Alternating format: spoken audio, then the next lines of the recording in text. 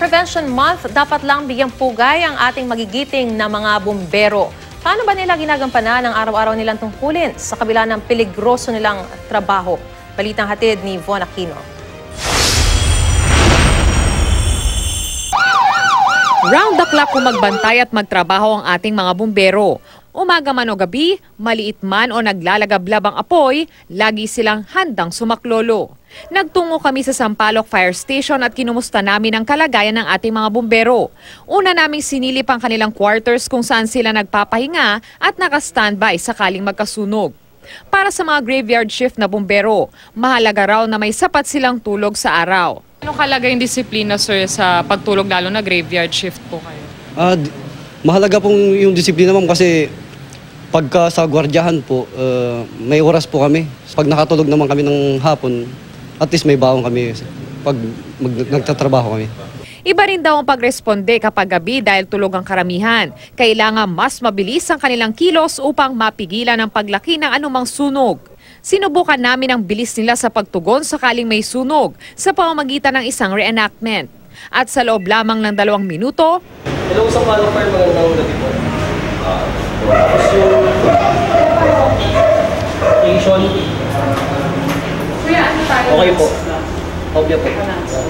Okay po. Nasusunog na po ba? Okay po. Sige, kuha mo na ba? Respond din na po kami. Dito.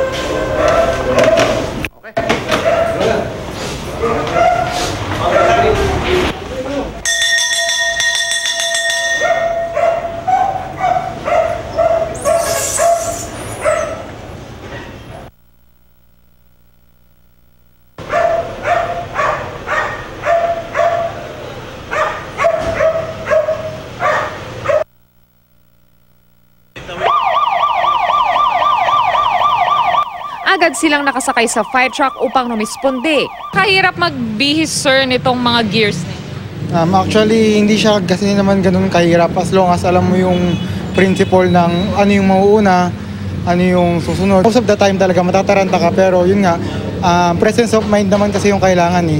Ibinahagi naman sa amin ni Fire Superintendent Crispo Diaz ang mga peligrong kinaharap nila sa trabaho. Nakunan pa namin siya noong nakaraang taon nang masugatan siya matapos mabagsakan ng poste ng kuryente sa kasagsagan ng sunog sa Quezon City.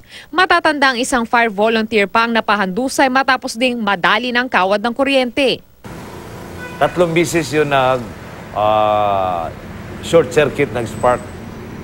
Ang apektado sa akin that time, yung mata ko na mahapdi hanggang kinabukasan. Dahil until now, namalayan ko yan na may konting masama sa joint.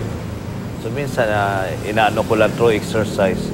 Bukod sa kandaan, panalangin daw ang baon nila sa araw-araw. Even sa pagtulog mo, minsan pinapanalangin mo na sana wala namang ganon kalaking sunog mangyayari.